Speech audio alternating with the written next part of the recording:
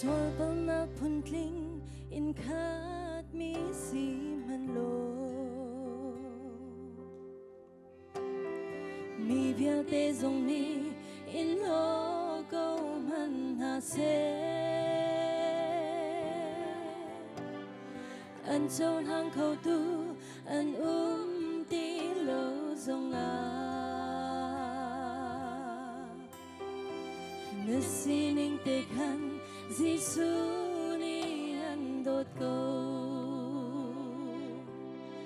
ang mga peki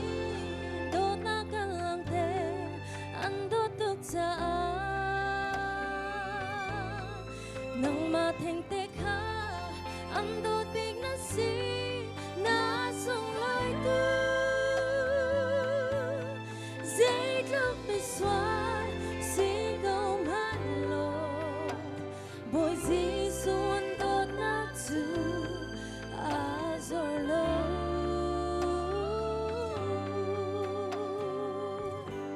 an đốt bên câu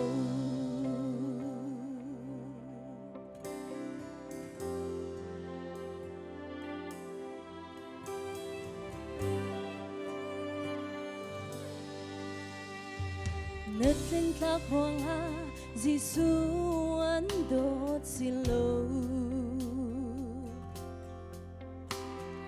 nết tua ser thật ra an đốt sông si phồn lô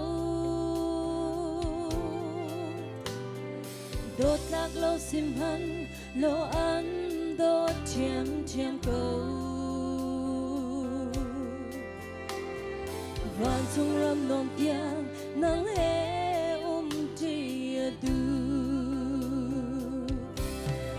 ang napeking dot na kalang te ang dotok sa nang mateng te ka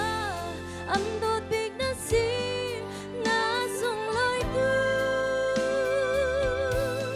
zay lúc mi xóa si gom han lo boy Giêsu an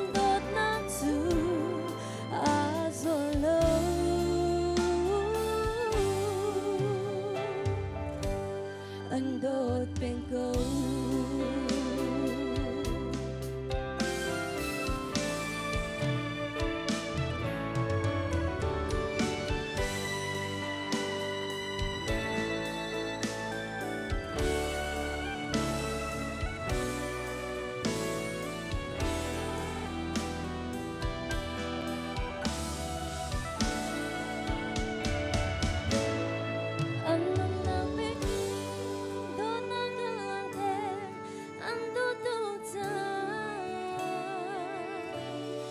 nang mateng te ka am đốt big na si na sung lai tu say khóc mi xóa si không han lo boy Giêsu an đốt nát su an nak peki đốt na kalang te an đốt tuk sa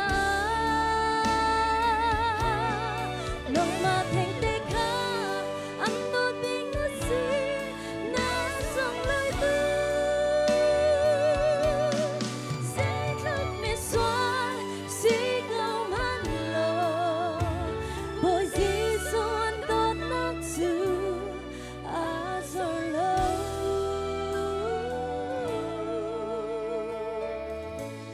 an đốt bên câu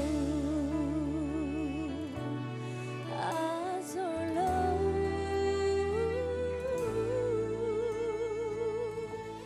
an đốt bên câu